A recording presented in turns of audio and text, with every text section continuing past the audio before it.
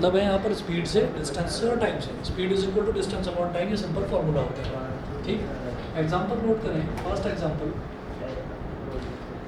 Number 1, points A and B are 90 kilometre apart from each other on a highway.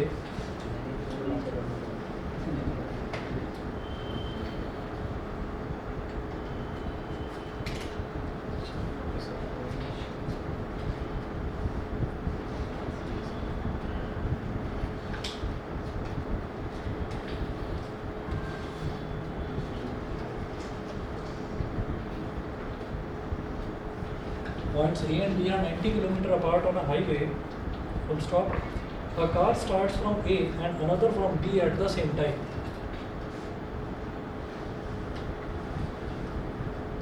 A car starts from A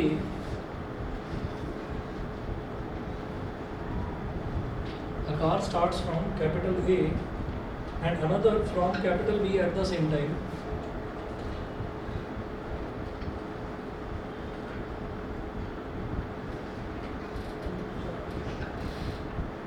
Full stop. If they go in the same direction, they meet in 9 hours.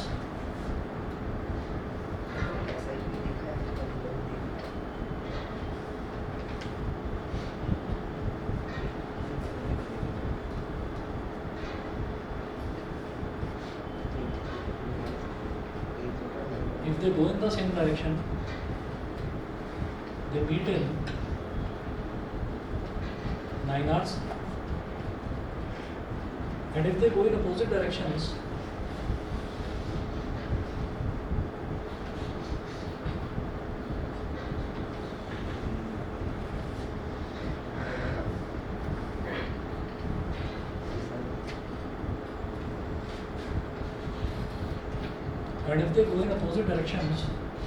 they meet in 9/7 hours.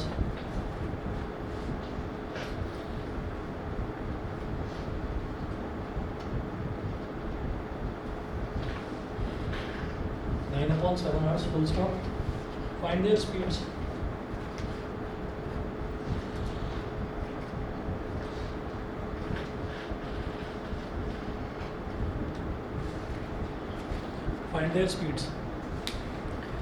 जो चीज़ हमसे पूछी जाती है pair of linear equation में, हमको यही करना है कि जो चीज़ हमसे पूछी जाएगी हमको उसी को x और y मान लेना है।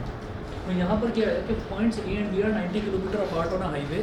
एक हाईवे है, उस हाईवे पर दो पॉइंट्स हैं, एक है पॉइंट ए और एक है पॉइंट बी, और उन दोनों में जो डिस्टेंस है वो कितना है, 90 किलोमीटर है। ठीक है, तो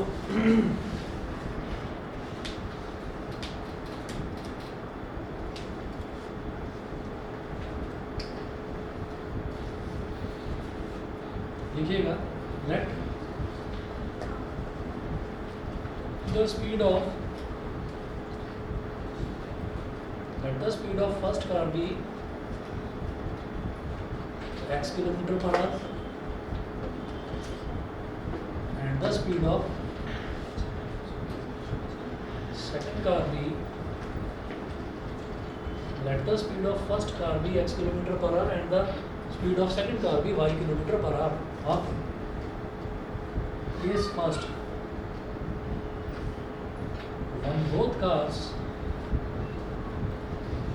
move in same direction,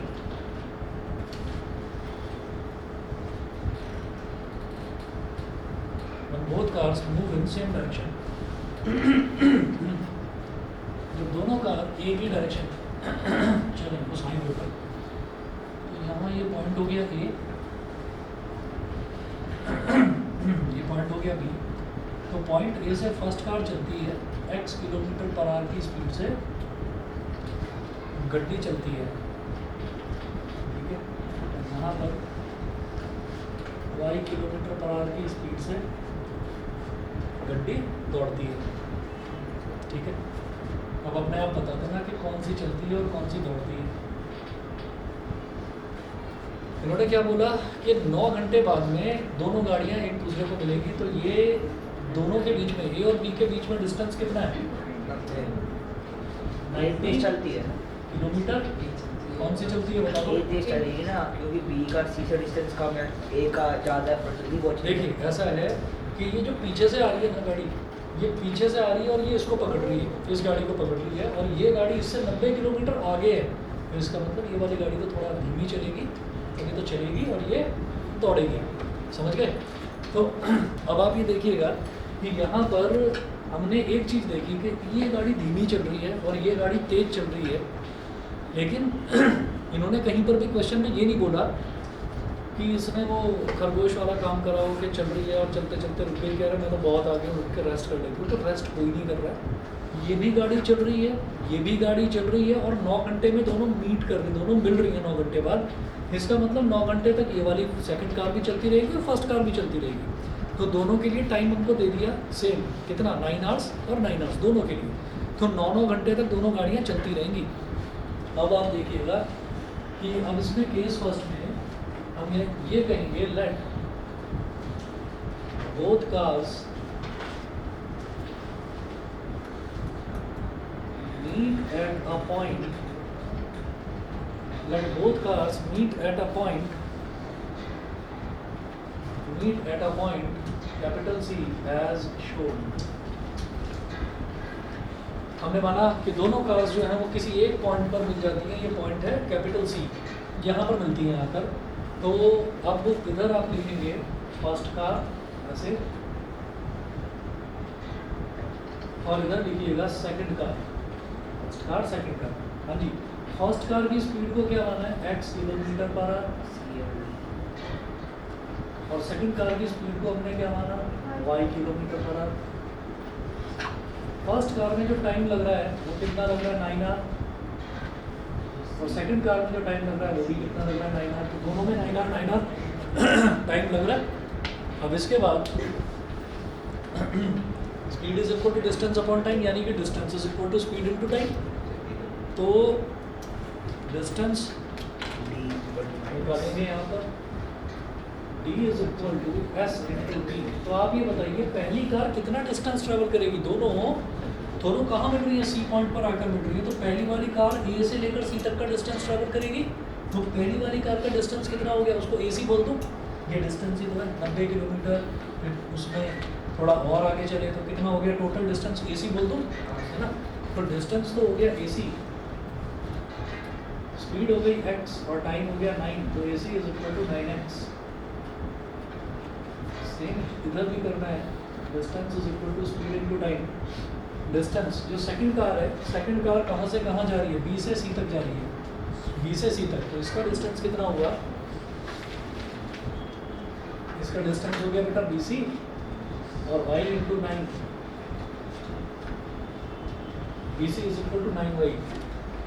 अब क्या करें, एक फंडा मुझे साफ दिखाई दे रहा है भाई, ये फर्स्ट कार डिस्टेंस कितना ट्रेवल कर रही है ए सी, सेकेंड कार डिस्टेंस कितना ट्रेवल कर रही है बी सी। अगर ए बी में ए सी में से बी सी को, ये ए सी में से इस बी सी को सब्ट्रैक्ट कर दिया जाए तो ए बी बचेगा, ठीक है। तो लिखिएगा A C minus B C is equal to A B. अब ए सी कितना है 9x, माइनस बी सी कितना है 9y, is equal to A B दे रखा है 90 किलोमीटर। 9 ले लिया कॉमन, इधर बचा x minus y is equal to 90, 9 × 9 और 9 × 90, x minus y is equal to 10, equation number 1। फिर बात करते हैं सेकंड केस की, when both the cars move in opposite directions. ये सबको समझ में आ गया, इतना क्लियर है। Case second,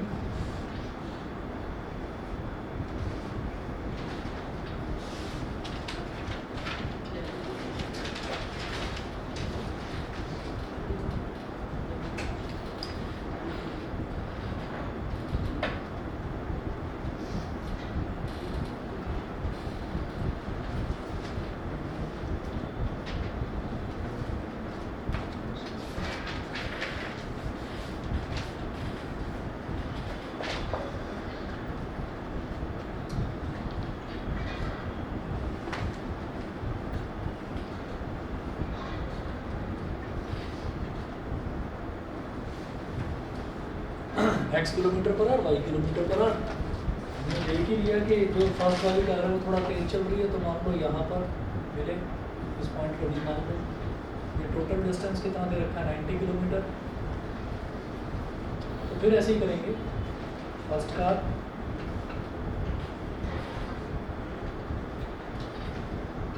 second car, speed कितनी है x kilometre per our, first car की स्पीड, सेकंड कार की स्पीड कितनी है y किलोमीटर पर आवर, और फर्स्ट कार को अब टाइम कितना लग रहा है, इन्होंने बोला कि when they move in opposite directions they meet in 9/7 hours. तो जब दोनों एक दूसरे की तरफ बढ़ते हैं, अपोजिट डायरेक्शन में जब जाते हैं, तो वो कहाँ मिलेंगे, कितने टाइम में मिलेंगे, 9/7 आवर्स में। तो फर्स्ट कार भी 9/7 आवर्स तक चलती रहेगी और सेकंड कार भी 9/7 आवर्स तक चलती रहेगी। तो इसका टाइम भी कितना हो गया, 9/7 आवर्स, और इसका टाइम भी कितना हो गया, 9/7 आवर्स। तो इसका डिस्टेंस भी वही स्पीड इनटू टाइम, और इसका डिस्टेंस भी वही स्पीड इनटू टाइम। इसका डिस्टेंस बताइए। अब हमने माना कि ये कौन से पॉइंट पर मिलते हैं, डी पॉइंट पर आकर मिल जाते हैं दोनों। तो इसका डिस्टेंस हो गया बेटा AD, AD is equal to x into 9/7, और इसका डिस्टेंस कितना हो गया BD, BD is equal to y into 9/7। तो AD कितना हो गया 9x/7, और BD कितना हो गया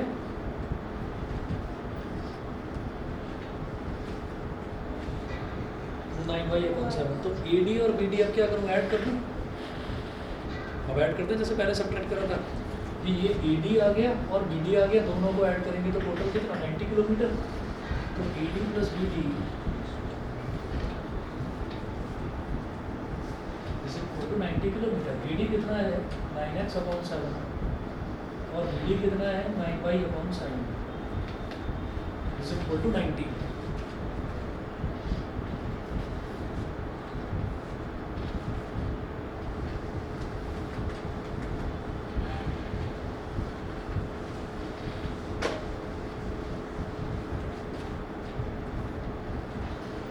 हाँ जी, तो 9/7 इधर भी 9/7 इधर भी, तो 9/7 ले लो कॉमन, 9/7 कॉमन ले लिया। ब्रैकेट में क्या बचा, x plus y is equal to 90, 9 1 जा 9, 9 10 जा 90, और ये जो 7 है ये इधर जाकर मल्टीप्लाई हो जाएगा। तो x plus y is equal to 70, ये हो गई हमारी इक्वेशन नंबर 2। अब आप ये देखिए दो इक्वेशंस हैं और बेहद आसान इक्वेशन बनी है। कैसे भाई, एक में दे रखा है x minus y is equal to 10 और एक में x plus y is equal to 70। तो एक में माइनस वाई है, एक में प्लस वाई है, तो दोनों इक्वेशंस को ऐड कर दो, काम बन जाएगा। ठीक है, तो आप यहाँ पर कहें कि ऐड इक्वेशन 1 एंड 2। दोनों इक्वेशंस को आपने ऐड कर दिया। तो फर्स्ट इक्वेशन क्या है, x minus y is equal to 10। Second equation क्या है, x plus y is equal to 70। Minus y plus y cancel हो गया, x प्लस एक्स कितना हो गया 2x, 10 प्लस 70 कितना हो गया 80, तो 240 है। तो x की वैल्यू क्या हो गई 40।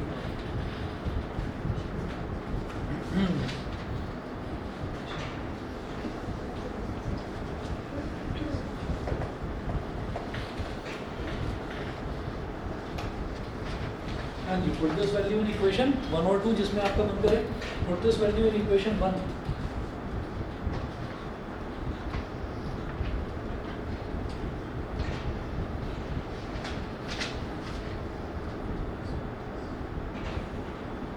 x minus y is equal to 10, तो x क्या है 40, minus y is equal to 10, तो माइनस वाई इधर 10 माइनस 40, तो minus y is equal to minus 30।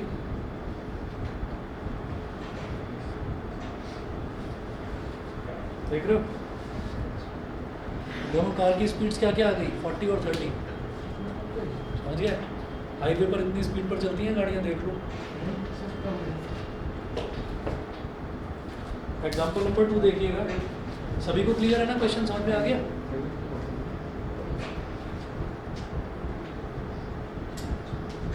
अगला क्वेश्चन नोट करें। एग्जाम्पल नंबर 2 लिखिएगा। वेद travels 600 kilometre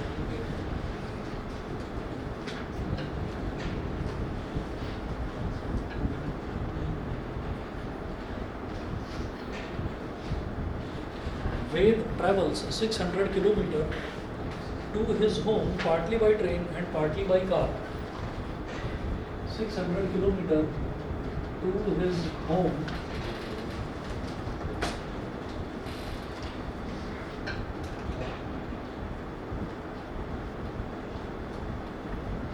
partly by train and partly by train and partly by car. Full stop. He takes 8 hours if he travels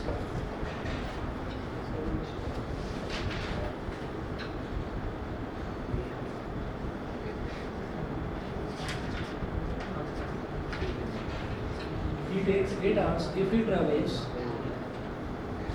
travels 120 kilometer by train and the rest by car.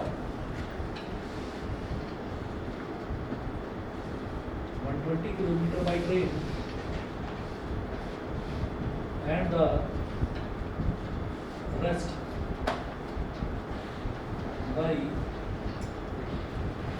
by car. Full stop. He takes 20 minutes longer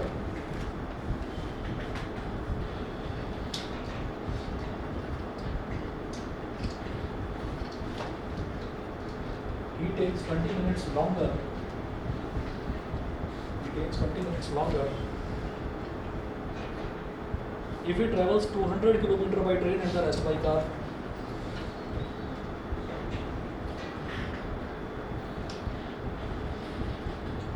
Travels 200 kilometer by train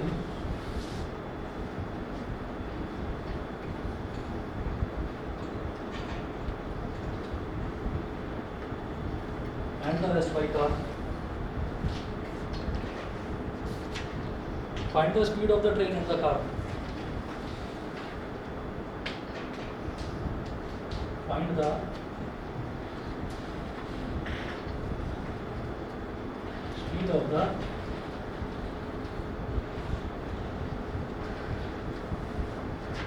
train and the car.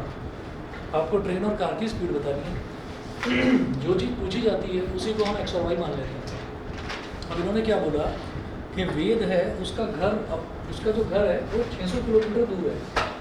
अब वो अपने घर जाने के लिए क्या करता है कि थोड़ा सा डिस्टेंस ट्रेन से ट्रैवल करता है, थोड़ा सा डिस्टेंस जो है वो कार से ट्रैवल करता है. अब दो अलग अलग केसेस उन्होंने दिए हैं. पहला केस ये दिया कि अगर वो 120 किलोमीटर कार से ट्रैवल करे और बाकी बचा हुआ 120 किलोमीटर तो ट्रेन से ट्रैवल करे और बाकी का बचा हुआ डिस्टेंस कार से ट्रैवल करे. तो केस फर्स्ट की बात करेंगे. उससे पहले हमसे जो पूछा गया है हम उसको एक्स और वाई मान लेंगे. तो इसमें आप लिखिएगा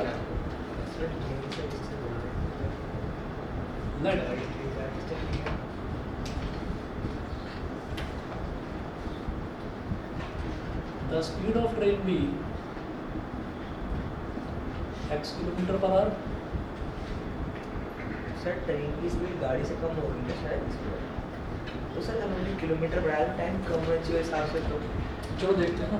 ट्रेन की स्पीड तो कार से हमेशा ज़्यादा ही होती है. आज ज़्यादा होती है. हमने 120 से कम ट्रेन से करा, वहाँ 8 घंटे लग रहे थे. नहीं क्वेश्चन नहीं समझे आप. देखो इन्होंने क्या बोला है, इन्होंने बोला ही takes 8 hours if he travels 120 kilometre by train and the rest by car. मतलब टोटल जो टाइम उसको जो लग रहा है ना वो टोटल 8 घंटे लग रहा है.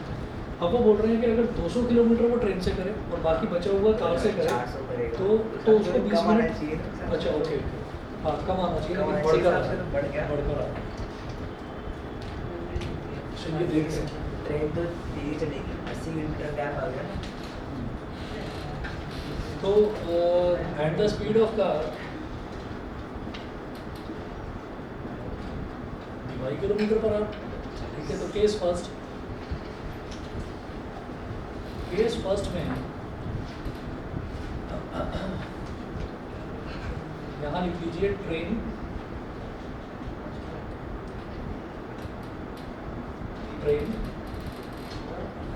और इधर लिखो कार.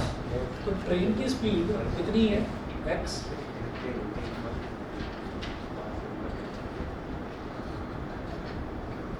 और कार की स्पीड कितनी है y किलोमीटर पर आवर. अच्छा ट्रेन से वो डिस्टेंस कितना ट्रैवल कर रहा है 120 किलोमीटर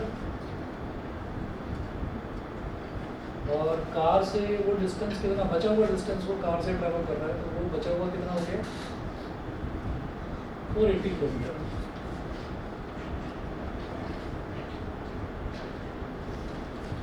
तो टाइम इधर टाइम क्या लगेगा डिस्टेंस अपॉन स्पीड. T1 बोल दिया मैंने उसको, T1 is equal to 120 upon x. इसी तरह से यहाँ पर जो टाइम है उसको T2 बोल दिया, तो D अपॉन एस, तो T2 कितना हो गया 480 अपॉन वाई। ठीक है, तो उसने इतना टाइम तो उसको लग गया ट्रेन में और इतना टाइम उसको लग गया कार में, और टोटल जो है वो टोटल टाइम लगा 8 घंटे का। ठीक है, तो अब क्या हुआ, गिवन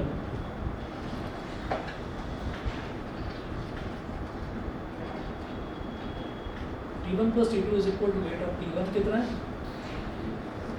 120 अपॉन एक्स और T2 कितना है 480 upon y is equal to 8।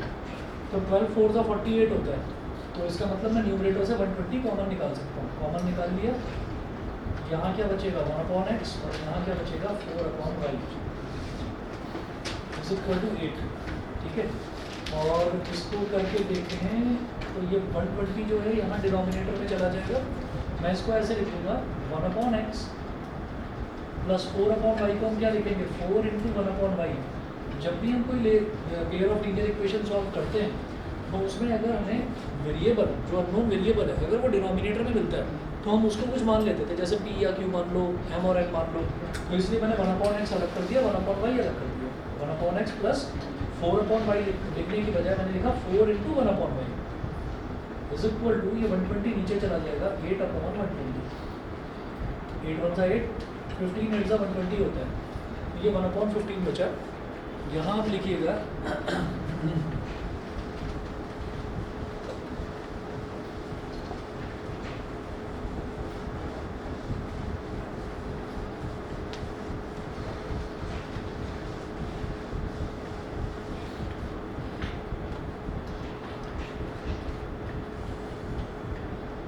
One upon x की जगह आप लिख दो एम और 1 अपॉन वाई की जगह लिख दो एन।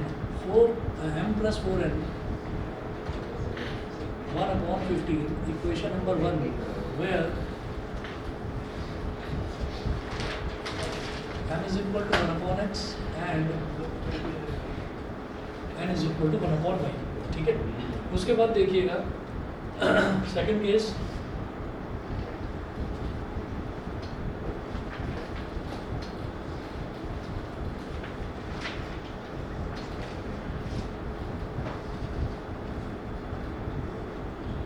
ट्रेन की speed x kilometre per hour, car की speed y kilometre per hour. Train के थ्रू वो डिस्टेंस कितना ट्रैवल कर रहा है 200 किलोमीटर ट्रैवल कर रहा है।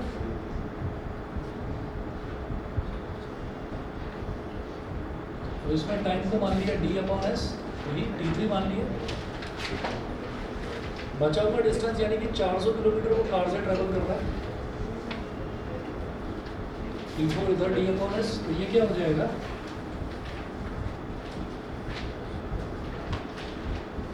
200 अपॉन एक्स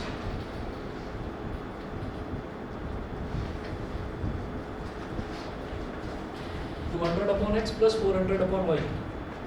तो गिवन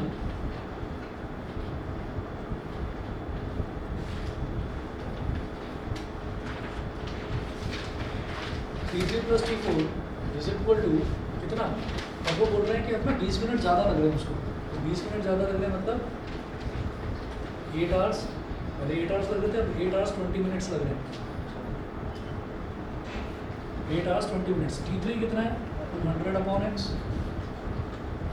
प्लस T4 कितना है 400 अपॉन वाई, और 8 आवर्स 20 मिनट्स को भी आवर्स में कन्वर्ट करो। सर सच्चा आर्ट्स को मिनट्स करना है, हाँ आर्ट्स को मिनट्स में डालना है, फिर उसको भी मिनट्स में करना पड़ेगा, है ना। और मिनट्स से करने में ना फ़ायदा नहीं होगा, क्योंकि हमें जो एक्स और वाई निकालना है वो किलोमीटर पर आवर में हमको स्पीड निकालनी है, तो टाइम को फिर आवर में ही रखना पड़ेगा, है ना।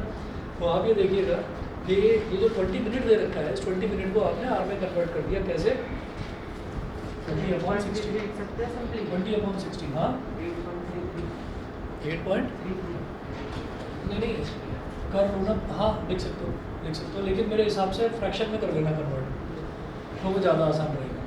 इधर 200 है और इधर 400 है, तो 200 ले लो कॉमन, ब्रैकेट में बचेगा 1/x प्लस 2/y। अरे समझ रहे हो कि नहीं? ठीक है, 20 1 जा 20, 20 3 जा 60, 3 8 जा 24, 24 प्लस 1 25, इधर आ गया 25/3।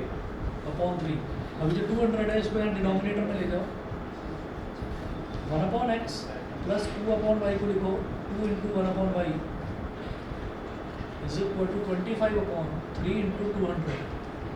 25 1 जा 25, 25 8 जा 200।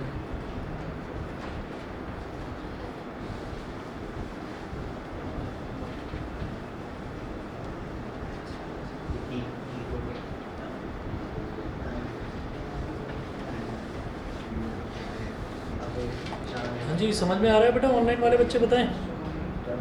Yes, sir. ठीक है, 1/x को मैंने क्या लिया था, m प्लस 2 इंटू 1/y को क्या लिया था, n। तो m plus 2n is equal to 1/3 = 24। ये हो गई इक्वेशन नंबर 2। अब आप इसमें एक चीज़ देखिएगा कि मेरे पास जो इक्वेशन नंबर 1 आई है, m plus 4n is equal to 1/15 equation number 1, इसमें m है। m plus 2n is equal to 1/24 equation number 2, इसमें भी m है। तो इसको किसी भी नंबर से मल्टीप्लाई करने की जरूरत नहीं पड़ेगी। आप क्या करें, इक्वेशन 1 में से इक्वेशन 2 को सब्ट्रैक्ट करें, तो m से m कट जाएगा। ठीक है ना भाई, दोनों सेम है, m और m दोनों सेम है, दोनों के साइन भी सेम है, तो सब्ट्रैक्शन करेंगे ऐसे। ठीक है, तो यहाँ लिखिएगा सब्ट्रैक्ट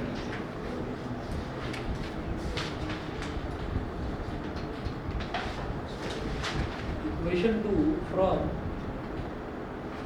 इक्वेशन 1। इक्वेशन 1 में से इक्वेशन 2 को सब्ट्रैक्ट कर दीजिए, तो m plus 4n is equal to 1/15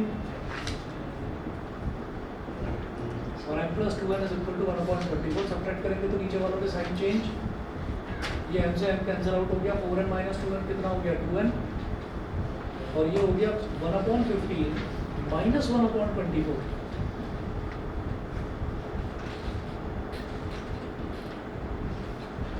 15 और 24 का एलसीएम 120। 15 8 जा 120, 8 1 जा 8, 24 5 जा 125, 1 जा 5, 8 माइनस 5 हो गया 3, 3/120, 3 1 जा 3, 3 4 जा 12, 40 हो गया 1/80। n की वैल्यू आ गई 1/80। ठीक है, यहाँ तक n की वैल्यू आ गई 1/80। अब इसके बाद आप इसको किसी में भी डाल दीजिए, इक्वेशन 1 में डालो या 2 में डालो।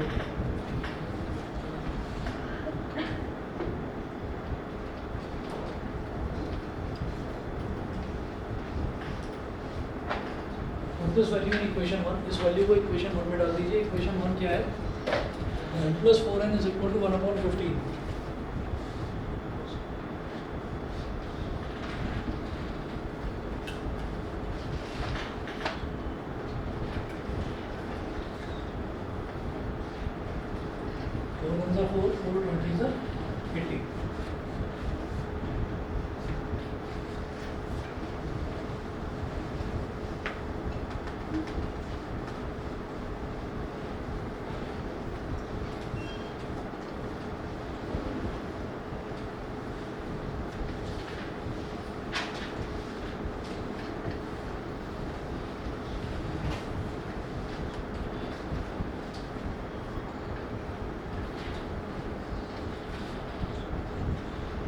m इज इक्वल टू 1/15, तो राइट हैंड साइड में इधर 1/20 बचा, उधर जाकर माइनस 1/20 हो गया।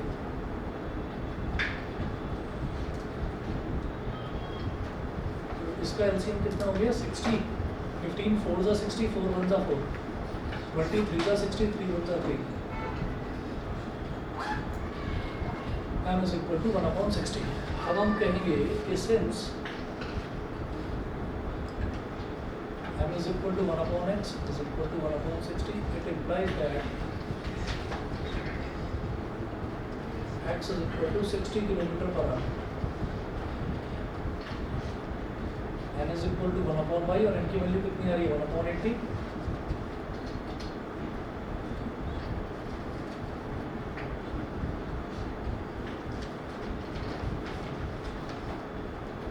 y is equal to 80 km/h। तो यहाँ पर आप ये देख लीजिए कि x, हाँ सही कह रहे हो, ट्रेन की स्पीड कम है, कार की स्पीड सर ज़्यादा है। डिस्टेंस पर डिपेंड होगा। ट्रेन की स्पीड कम है 60 किलोमीटर पर आवर और कार की speed 80 kilometre per hour, car की स्पीड ज़्यादा है। नहीं, पैसेंजर ट्रेन हो सकती है, पैसेंजर ट्रेन थोड़ा धीरे चलती है। एग्जाम्पल नंबर 3 बिल्कुल इसी के जैसा है, partly by train partly by car वाला है। मैं एक कराता हूँ एग्जाम्पल नंबर 4। एग्जाम्पल नंबर 4, हाँ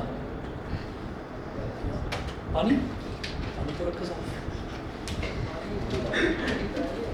सर मैं कह रहा था मालगाड़ी स्लो चलती है। अच्छा, मालगाड़ी हो सकती है,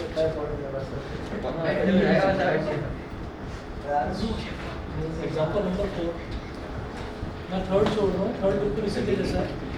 एग्जाम्पल नंबर 4 देखिएगा, इसमें है अ बोट कवर्स 32 किलोमीटर अपस्ट्रीम। ये अपस्ट्रीम डाउनस्ट्रीम वाले क्वेश्चंस भी एक तरीका बताता हूँ, वही आपको याद रखना है। नोट करें, अ boat covers 32 kilometre upstream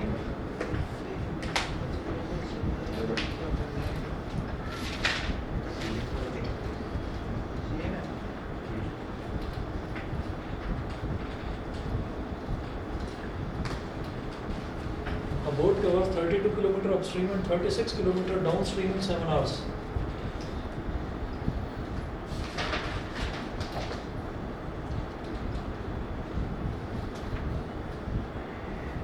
Downstream in 7 hours. Full stop. Also, it covers 40 km upstream.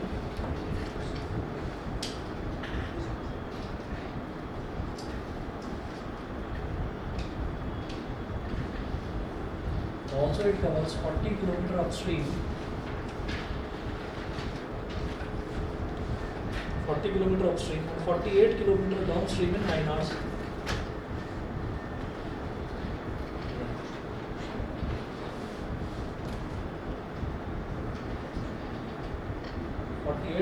Downstream in 9 hours.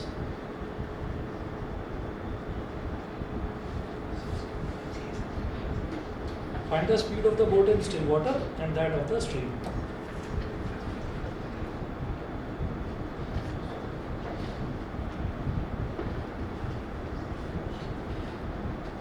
Find the speed of the boat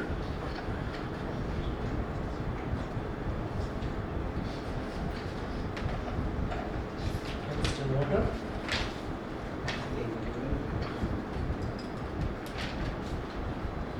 and that of the stream. Stream को करंट भी बोल देते हैं। Current का मतलब क्या होता है? लहर। एनीथिंग विच फ्लोज, उसको हम करंट बोलते हैं। तो अब यहाँ पर आप ये देखना कि एक ये जो दो नई टर्म्स आ रही है ना, अपस्ट्रीम और डाउनस्ट्रीम, तो इसमें आप समझिएगा अपस्ट्रीम का मतलब क्या होता है कि जो भी लहर है, जो भी स्ट्रीम है, स्ट्रीम के अपोजिट आपको ट्रैवल करना है, वो अपस्ट्रीम कहलाता है। ठीक है। और डाउनस्ट्रीम जो होता है, डाउनस्ट्रीम होता है कि स्ट्रीम के साथ साथ लहरें जिस डायरेक्शन में जा रही हैं आप उसी डायरेक्शन में ट्रैवल करें। ठीक है। तो स्ट्रीम जो होती है, स्ट्रीम का कुछ भी एक स्पीड होगी और बोट की भी कुछ स्पीड होगी। तो आप ये सोचो कि अगर हमारी बोट की स्टिल वाटर में, रुके हुए पानी में, अगर हमारी बोट की स्पीड जो है मान लो 20 किलोमीटर पर आवर है और सामने से 2 किलोमीटर पर आवर की स्पीड से स्ट्रीम आ रही है अपोजिट डायरेक्शन में। ठीक है। तो इसका मतलब क्या है कि हमें अपस्ट्रीम यानी कि अपोजिट डायरेक्शन में हमको ट्रैवल करना है। जब हम अपोजिट डायरेक्शन में ट्रैवल करेंगे तो हमारी इफेक्टिव स्पीड कितनी होगी? 18। क्यों? हमारी स्पीड 20 थी और स्ट्रीम हमको अपोज कर रही है लगातार, तो 20 - 2, स्ट्रीम की स्पीड 2 थी, तो 20 - 2 हम 18 किलोमीटर पर आवर की इफेक्टिव स्पीड से आगे जाएंगे। दूसरा डाउनस्ट्रीम। डाउनस्ट्रीम क्या है कि हमारी जो बोट है उसकी स्टिल वाटर में स्पीड 20 किलोमीटर पर आवर है। अब क्या है, जो स्ट्रीम है, स्ट्रीम हमको पुश कर रही है क्योंकि स्ट्रीम भी उसी डायरेक्शन में जा रही है जिस डायरेक्शन में हम ट्रैवल कर रहे हैं, और स्ट्रीम की जो स्पीड है वो भी 2 किलोमीटर पर आवर है। तो 20 + 2, तो ऐसे में क्या होगा कि हमारी स्पीड जो इफेक्टिव स्पीड है वो बढ़ जाएगी। ठीक है। तो ये आपने देखा भी होगा, साइकिल चलाते हैं अगर, तो अगर हवा चल रही है इस तरफ तो हमको थोड़ी ज़्यादा ताकत लगानी पड़ती है, और अगर हवा सेम डायरेक्शन में चल रही है तो हम धीरे धीरे चलाते हैं और साइकिल तेज तेज चलती है। तो आप ये देखिएगा कि वही फंडा यहाँ पर लगाना है। अपस्ट्रीम में स्पीड कम हो जाएगी, डाउनस्ट्रीम में स्पीड बढ़ जाएगी। डाउनस्ट्रीम मतलब आप लहरों के साथ ट्रैवल कर रहे हैं और अपस्ट्रीम यानी कि आप लहरों के अपोजिट ट्रैवल कर रहे हैं। तो एक ही फंडा लेकर चलेंगे कि जब भी कभी बोट वाला अपस्ट्रीम और डाउनस्ट्रीम वाला क्वेश्चन आएगा तो हम क्या करेंगे कि जो बोट की स्पीड है स्टिल वाटर में उसको तो हम x किलोमीटर पर आवर मान लेंगे और जो स्ट्रीम की स्पीड है उसको हम y किलोमीटर पर आवर मान लेंगे, ये लेकर चलेंगे। तो आप ये देखिएगा, let the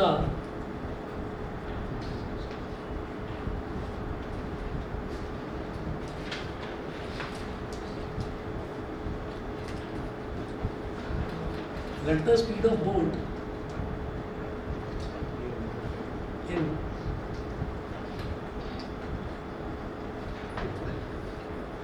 still water be x kilometer per hour and the speed of stream be y kilometre per our. In still water का मतलब क्या, नॉर्मली जो उसकी स्पीड है जब पानी में किसी भी तरीके की कोई मोशन नहीं है तो उस टाइम जो उसकी स्पीड है वो x किलोमीटर पर आवर है और स्ट्रीम यानी कि लहर की speed y kilometre per our है। Therefore, upstream speed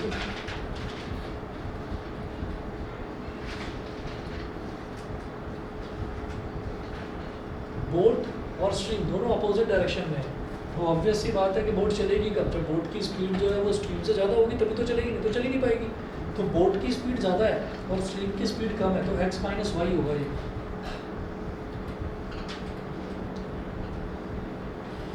हमारी अपस्ट्रीम स्पीड हमेशा ऐसे ही निकलेगी कि हम बोट की स्पीड में से स्ट्रीम की स्पीड को सब्ट्रैक्ट कर देंगे। और डाउनस्ट्रीम स्पीड कैसे होगी,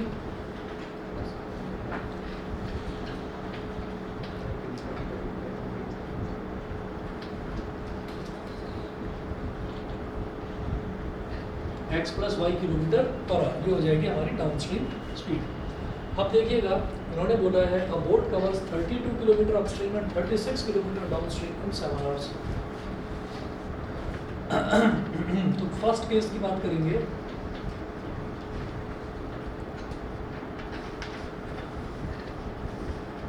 इधर लिखना अपस्ट्रीम, इधर लिखना डाउनस्ट्रीम।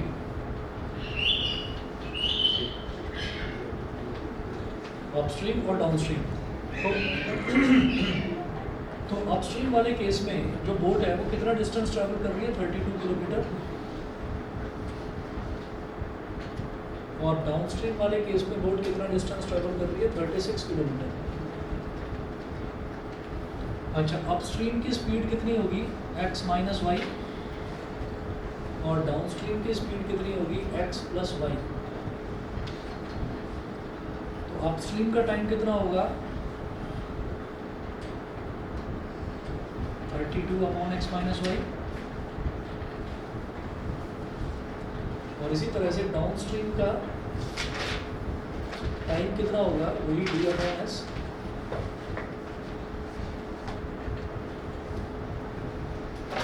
तो 36 अपॉन x प्लस वाई। अब वो बोल रहे हैं अब बोट कवर्स, एक बोट 32 किलोमीटर अपस्ट्रीम ट्रैवल करती है और 36 किलोमीटर डाउनस्ट्रीम ट्रैवल करती है इन 7 आवर्स। तो टुगेदर टोटल टाइम दे रखा है, तो अपस्ट्रीम ट्रैवल करने का टाइम तो इतना लगा, डाउनस्ट्रीम ट्रैवल करने का टाइम इतना लगा, तो टोटल कितना दे रखा है 7। तो T1 plus T2 is equal to 7, T1 plus T2 is equal to 7। T1 क्या है, 32 अपॉन x माइनस वाई, और T2 क्या है, 36 upon x plus y is equal to 7। अब यहाँ पर मुझे ये दिखाई दे रहा है कि एक तरफ तो डिनोमिनेटर में x माइनस वाई है और एक तरफ x प्लस वाई है। इसको क्या करेंगे,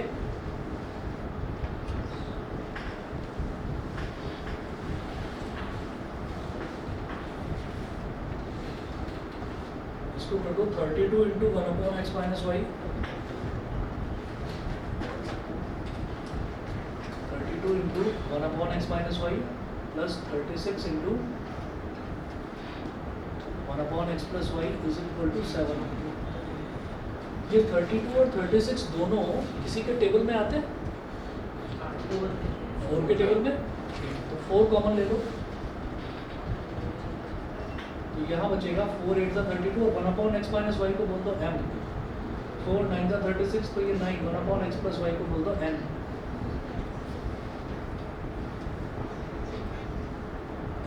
और इस 4 को उधर ले जाओ,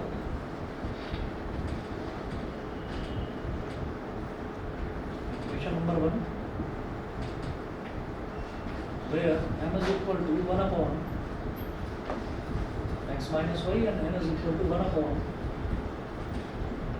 x plus y। समझ गए? ठीक। इसके बाद सेकंड केस देखेंगे।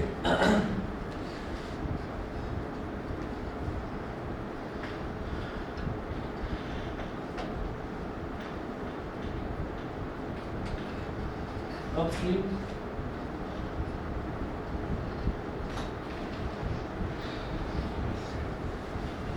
Upstream downstream. अब अपस्ट्रीम में देखिएगा, also it covers 40 kilometre upstream and 48 kilometre downstream in 9 hours. तो अब अपस्ट्रीम में ट्रैवल करने वाला जो इनका डिस्टेंस है 40 kilometre upstream and 48 kilometre downstream. 48 kilometre downstream. अच्छा, अपस्ट्रीम की स्पीड कितनी है? x माइनस वाई, और डाउनस्ट्रीम की स्पीड कितनी है? x plus y. तो ये T3 d अपॉन s, तो T3 is equal to 40 upon x minus Y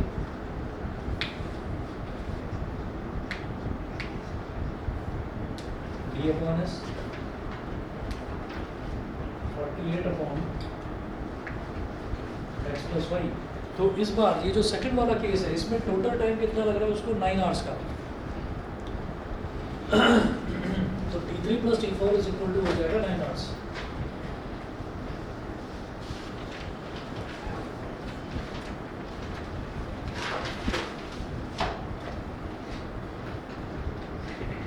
अब T3 कितना है? 40 upon x minus Y. T2 कितना है? 48 अपॉन। अब ये 40 और 48 की किसके टेबल में आते हैं? या 8 के? 8 के टेबल में ही आता है, तो इसको हम लिख देंगे 8 5 जा 40, तो 5 into 1 upon x minus y, और 8 6 जा 48, 6 into 1 upon x plus y is equal to 9। ये 8 को तो उधर ले जाओ, 5n plus 6n is equal to 9/8। ये हमारी सेकंड इक्वेशन हो गई। हाँ, इसको हमें करना पड़ेगा क्योंकि यहाँ पर 5n है, इधर 8n है, तो 5 और 8 का अगर एलसीएम लेंगे तो कितना आएगा? 40। और 6 और 9 का एलसीएम, तो 6 और 9 वाला थोड़ा ठीक लग रहा है। ठीक है, तो आप क्या करिए कि यहाँ पर 6n और 9n, तो 6 और 9 का एलसीएम 18 आ रहा है। तो ज़्यादा बेटर ये है कि फर्स्ट इक्वेशन को इसको तो 2 से मल्टीप्लाई कर दो, और जो सेकंड इक्वेशन है इसको 3 से मल्टीप्लाई कर दो। अगर फर्स्ट इक्वेशन को 2 से मल्टीप्लाई करेंगे तो 2 8 जा 16n, 2 9 जा 18n, और ये हो जाएगा 2 to the 4 7/2। ठीक है, ये बन गई हमारी इक्वेशन नंबर 1। ऐसे ही इसको 3 से मल्टीप्लाई करेंगे तो 3 5 जा 15n, और 3 6 जा 18n, और 3 9 जा 27/8। इक्वेशन नंबर 2, तो माइनस माइनस माइनस हो गया 18n, 18n कट गया, 16n माइनस 15n कितना हो गया? n is equal to 7/2 minus 27/8। इधर कर रहे हैं, या चलो कर लो इधर, 7/2 माइनस 27/8। ये नीचे वाला पोर्शन मिटा रहा हूँ मैं।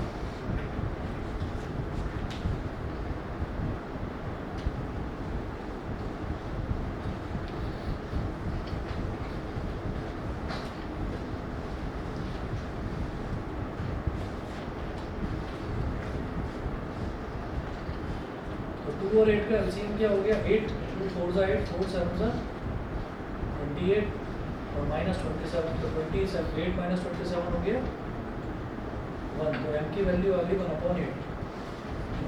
m की वैल्यू 1/8 आ गई। अब इसको आप डाल दीजिए दोनों में से किसी भी इक्वेशन में।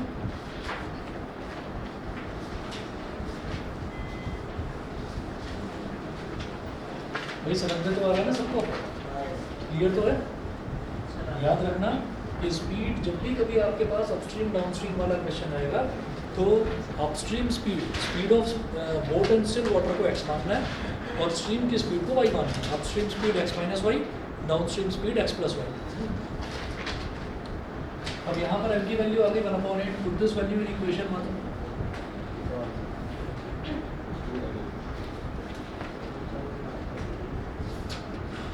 इक्वेशन 1 में इसको डाल दिया तो 8m प्लस 9m 1/12 देखो तो 8 into 1/8 plus 9n is equal to 7/4। 8 से 8 कट गया, 9n is equal to 7/4 minus 1। 7 minus 4/4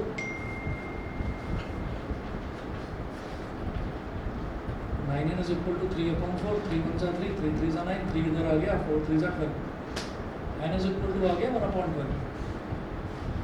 अच्छा m क्या था 1/x माइनस वाई और क्या आया ये 1/8। इसका मतलब क्या है x minus y is equal to 8। इसको बोलो इक्वेशन नंबर 3।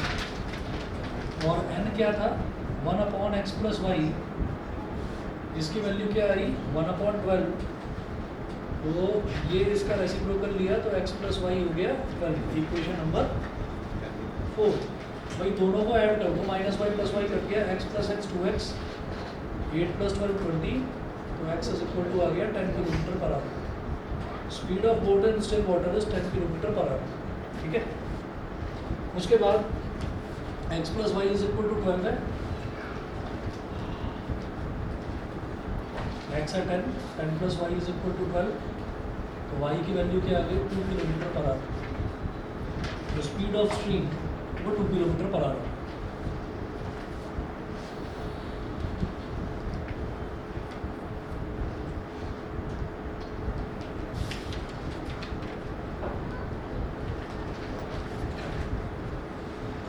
ये बोट वाले क्वेश्चंस आएंगे ना तो इसमें बस ये याद रखना कि जो स्ट्रीम की स्पीड है जब भी आप कैलकुलेट करें तो एक चीज़ ना प्रैक्टिकली दिमाग में रखना कि स्ट्रीम की स्पीड 2 किलोमीटर पर आवर से 5-6 किलोमीटर पर आवर बस इतनी ही आती है।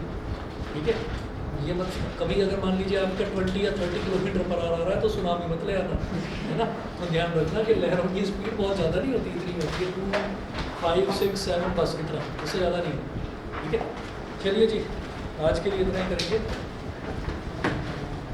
Thank you, sir.